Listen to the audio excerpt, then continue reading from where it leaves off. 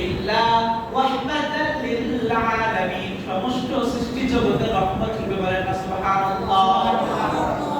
আমার প্রিয় হাবিব শুধু আমি আপনি মুসলমান মানুষের জন্য নয়, তিনি মানুষের নবী, তিনি গাছের নবী, মাছের নবী, সমস্ত সৃষ্টি জগতের আলামিন, সমস্ত আলামিনের নবী। এই আয়াতের তাফসিরে বিখ্যাত তাফসীরকারক আল্লামা ইমাম জালালউদ্দিন সুয়ুতী রাহমাতুল্লাহ আলাইহি উপমহাদেশ এবং কি মুসলিম জাহানের বিখ্যাত যে তাফসীর, তার মধ্যে অন্যতম একটা তাফসীর হচ্ছে তাফসীরে জালালাইন।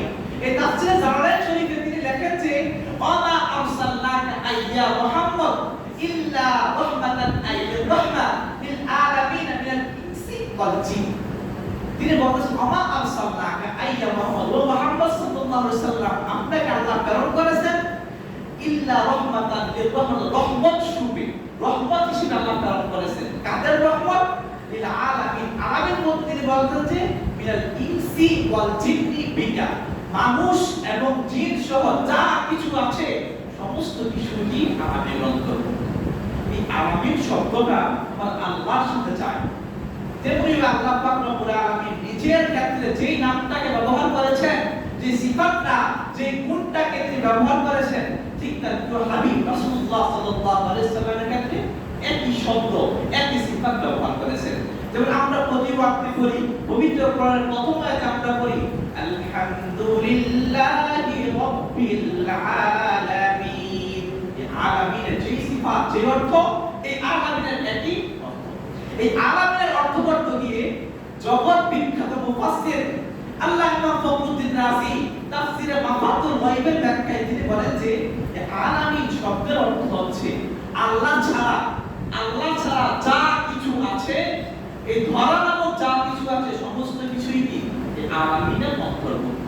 তিনি বলেন আরশে আজিম থেকে শুরু করে তাহতা সাওয়া, সাত আসমান, সাত জমিন, যা কিছু আছে সমস্ত কিছুই কি আলামিনের অন্তর্ভুক্ত। অর্থাৎ আমার আল্লাহ পাক রব্বুল আলামিন যতটুকু জিনিসের সত্তা, যতটুকু জিনিসের রব, আমার প্রিয় হাবিব মুহাম্মদুর রাসূলুল্লাহ সাল্লাল্লাহু আলাইহি ওয়াসাল্লাম ঠিক ততটুকু জিনিস, ততটুকু জায়গা তিনি রাসূল এবং রহমত করেন। সুবহানাল্লাহ।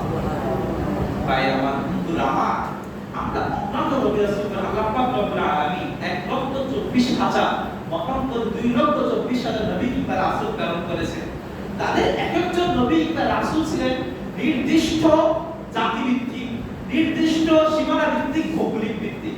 যেমন মনে করেন যে মুসা আলাইহিস সালাম তিনি ছিলেন যে বনী ইসরাইলের নবী। কার নবী?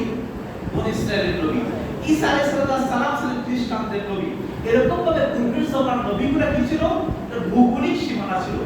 আমার আপনার প্রিয় হাবিবের কোনো ভৌগোলিক সীমানা নাই। যা কিছু আছে সমস্ত কিছু নবী, সমস্ত কিছু রাসূল, সমস্ত কিছু রহমত হচ্ছে কি আমার আপনার প্রিয় হাবিব মুহাম্মদ সাল্লাল্লাহু আলাইহি ওয়াসাল্লাম।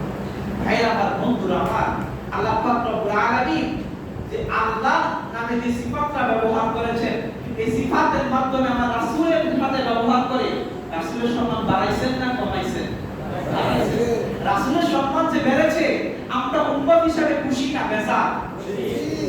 কারণ কিয়ামতের দিন কিছু নবীরা একটা জিনিস নিয়ে ঈর্ষান্বিত হবে যে আল্লাহ পাক রব্বুল আলামিন এমন কিছু বান্দা আছে যে বান্দাদেরকে আল্লাহ পাক রব্বুল আলামিন নবী, রাসূল কিংবা শহীদদের থেকে বেশি মর্যাদা দান করবেন। সেই বান্দারা কারা? সেই বান্দা হচ্ছে উম্মতে মুহাম্মদী। বলেন না সুবহানাল্লাহ। আমরা উম্মতে মুহাম্মদী হিসাবে আমরা খুশি না বেজার? এত বড় পুরস্কার, নবী কিংবা শহীদদের থেকে আমাদের মর্যাদা বেশি। রাসূল পাক সাল্লাল্লাহু আলাইহি ওয়াসাল্লাম বলেন ইন্না মিন ইবাদিল্লাহিল ইবাদ, নিশ্চয়ই আল্লাহর জমিনে আল্লাহর এমন কিছু বান্দা আছে লাইসু বিআম্বিয়া ওয়ালা শুহাদা, তারা নবীও নয়, তারা শহীদও নয়। ইয়াকবিলুহুমুল আম্বিয়া ওয়া শুহাদা ইয়াউমাল কিয়ামাহ, কাল কিয়ামতের দিন কিছু নবী এবং শহীদগণ তাদেরকে তিনি ঈর্ষান্বিত হবে। কারণ কি? বিমাকানিহিম মিনাল্লাহি তাআলা, আল্লাহর দরবারে, আল্লাহর নিকট তাদের এতই মর্যাদা থাকবে যেই মর্যাদার জন্য নবীরা, শহীদরা ঈর্ষান্বিত হবে। বলেন না সুবহানাল্লাহ। ভাইরা আমার, বন্ধুরা আমার, কাল কিয়ামতের দিন আল্লাহ পাক রব্বুল আলামিন যখন সমস্ত নবী রাসূলগণ এবং তাদের উম্মতদেরকে একত্রিত করবেন, একত্রিত করার পর আপনাকে যে দায়িত্ব দেওয়া হয়েছিল আপনি তার সহি সুন্দরভাবে আপনি তা পালন করছেন কিনা। যেমন নূহ আলাইহিস সালামকে প্রথম প্রশ্ন করবে আল্লাহ পাক রব্বুল আলামিন নূহ আলাইহিস সালামকে প্রশ্ন করবে, ও নূহ নবী, আপনাকে আমি 950 বছর হায়াত দিয়েছিলাম, এই 950 বছর হায়াতে আপনি আপনার দায়িত্ব সঠিকভাবে পালন করছেন কিনা।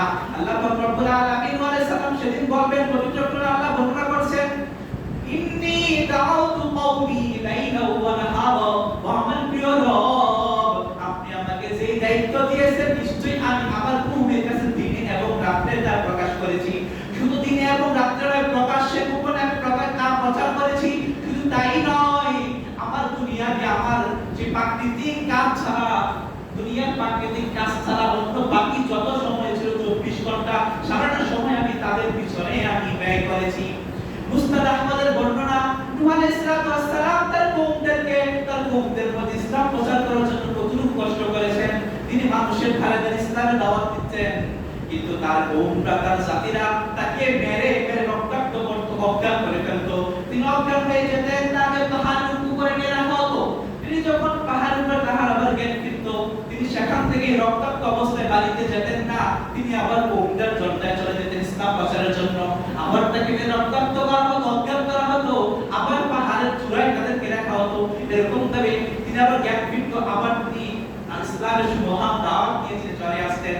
কিন্তু এত কষ্ট করার পর যখন আল্লাহ পাক রব্বুল আলামিন তার জাতিকে প্রশ্ন করবে, ও নূহ আলাইহিস সালামের জাতি, এই লোককে তোমাদের নিকট আমি নবী প্রেরণ করেছিলাম, তিনি কি তোমাদেরকে দাওয়াত দিয়েছে কিনা, ইসলাম প্রচার করেছে কিনা?